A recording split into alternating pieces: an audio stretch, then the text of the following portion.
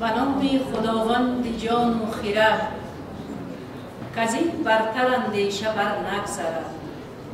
خداوند نام و خداوند جای، خداوند روزی ده و رهنمای، خداوند کیهان و گردان سپهر، فروزنده ماه و ناهید و مهر.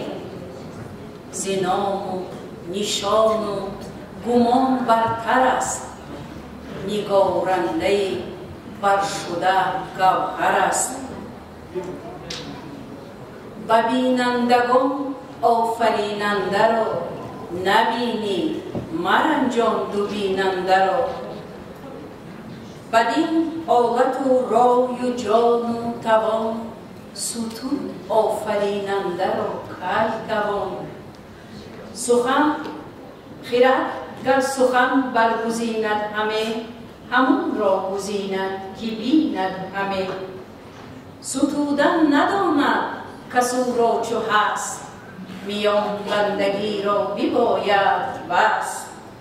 خرد را و جان را همه سنجد او، در اندیشه سختکی گنجد او.